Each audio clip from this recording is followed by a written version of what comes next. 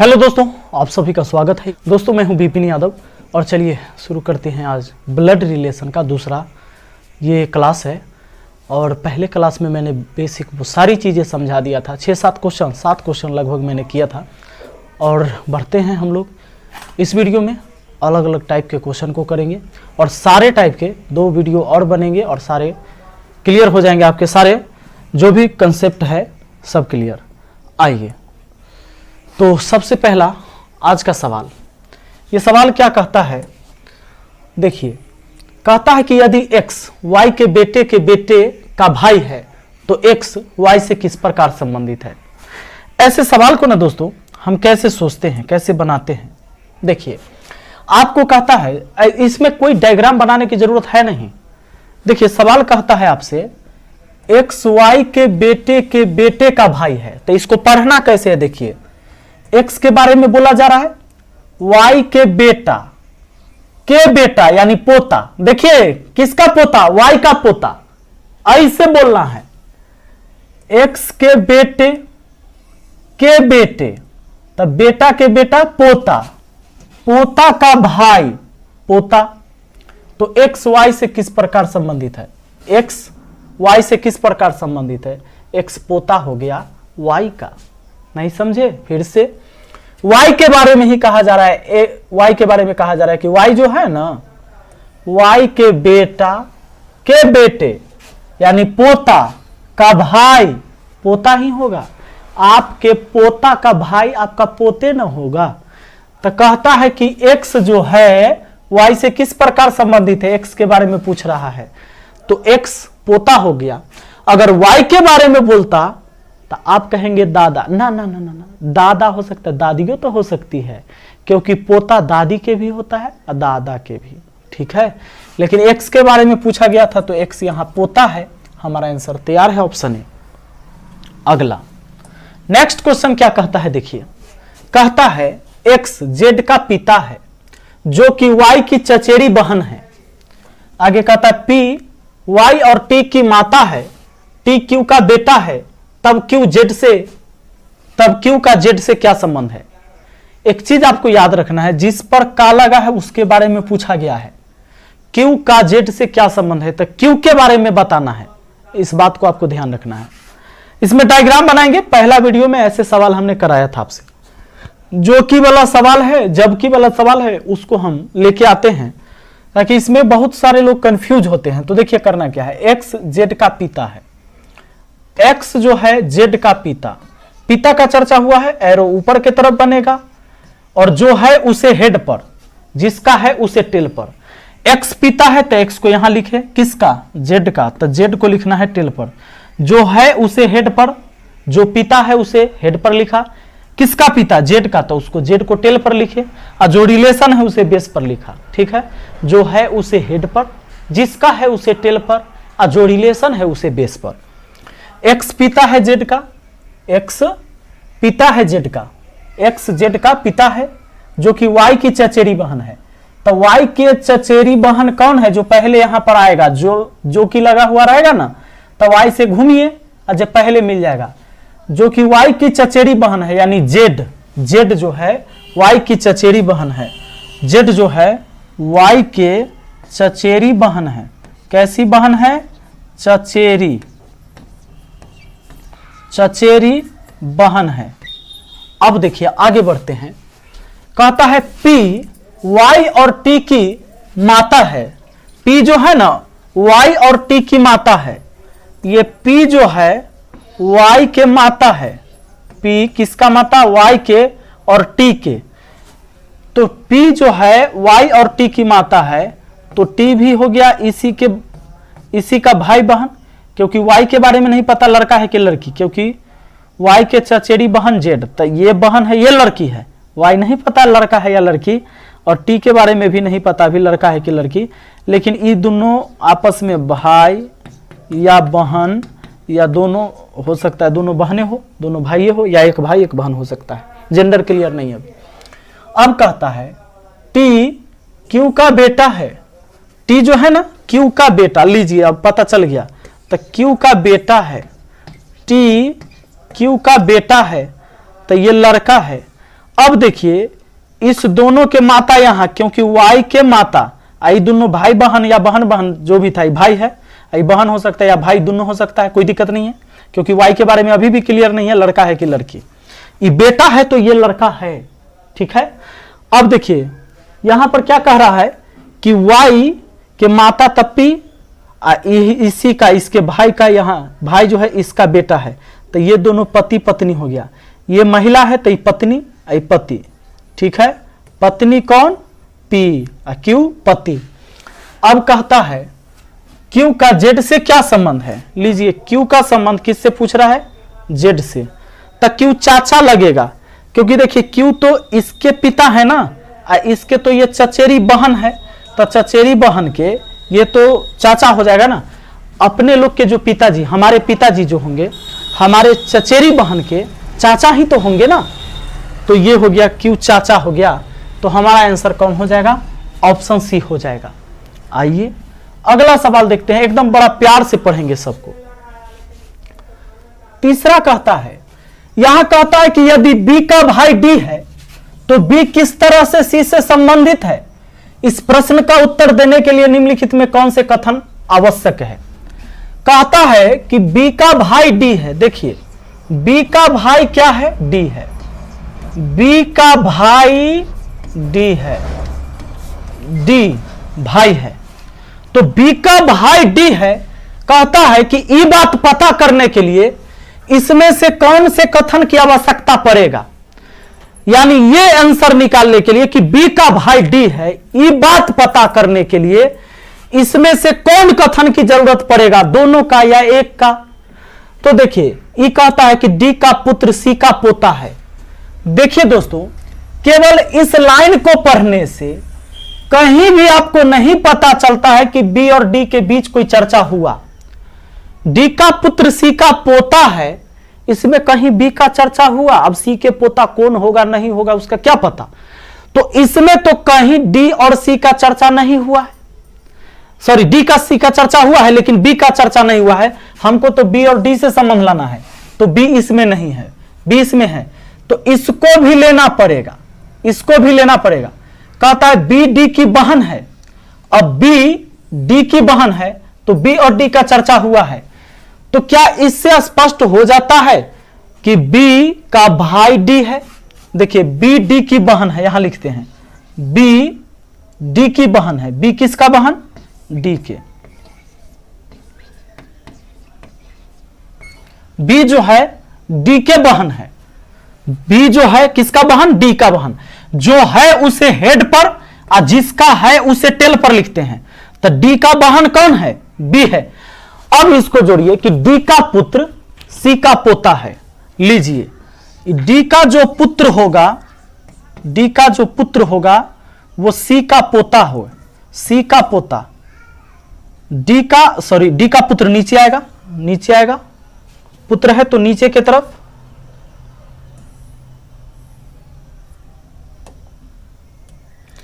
कहता है कि डी का जो पुत्र है, डी का जो पुत्र है वो सी का पोता है। तो सी का पोता कैसे होगा? देखिए सी का यहां पोता अब बन जाएगा। कैसे? देखिए सी का पुत्र मैंने डी को बना दिया और डी का पुत्र हो गया यहां। तो सवाल है ना, यहां पर कहता है डी का पुत्र सी का पोता है। डी का जो पुत्र है वो सी का पोता। अगर सी का बेटा डी हो जाए और डी का यहां कोई पुत्र हो जाए तो वो सी का पोता हो जाएगा। यानी कि हमारा इस दोनों कथन की जरूरत पड़ेगा इस बात को पता करने के लिए, क्योंकि जब ये आदमी पुरुष होगा तभी इसके पिताजी का, इसका जो पुत्र होगा इसके पिताजी का पोता कहलाएगा। अगर ये महिला होती तब तो इस आदमी का ये नाती हो जाता।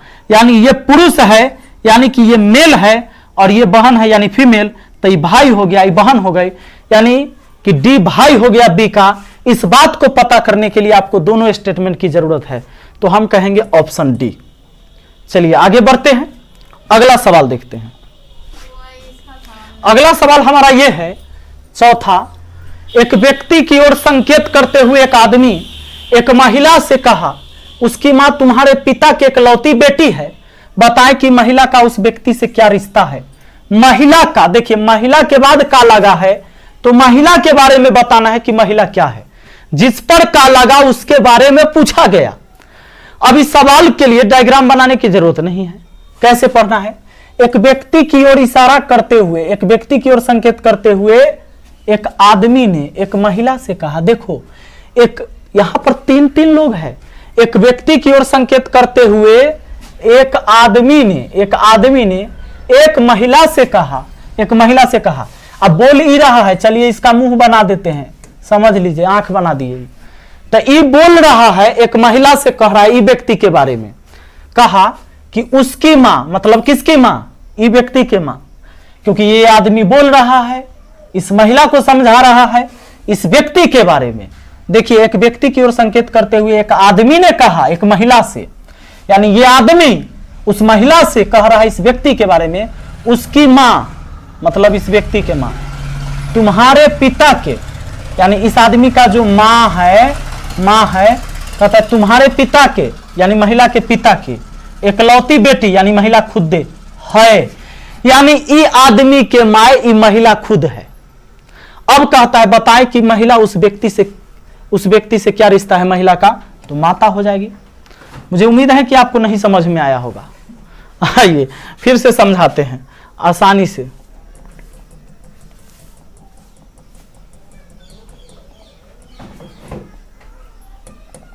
देखिए एक व्यक्ति की ओर संकेत करते हुए एक आदमी ने कहा एक महिला से कहा, उसकी मां मतलब इस व्यक्ति के जो मां होगी, तुम्हारे पिता के, यानी महिला के पिता के एकलौती बेटी, महिला के पिता के एकलौती बेटी तो महिला खुद होगी है, यानी इस आदमी के जो मां है ये महिला के पिता के एकलौती बेटी, यानी महिला खुद है, इस व्यक्ति का मां हो गया। बताएं कि महिला उस पुरुष से किस प्रकार संबंधित है? तो महिला माता हो जाएगी।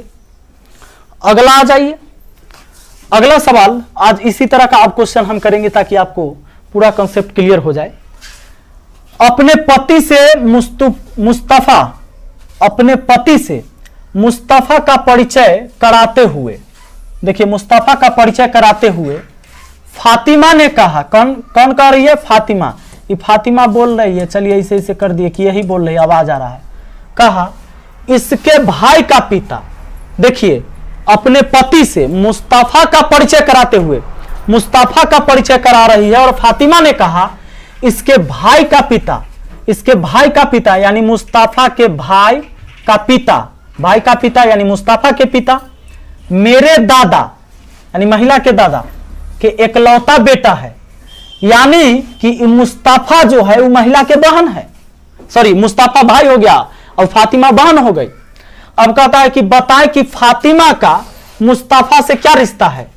तो फातिमा बहन हो जाएगी। एक बार फिर से समझने का प्रयास करते हैं।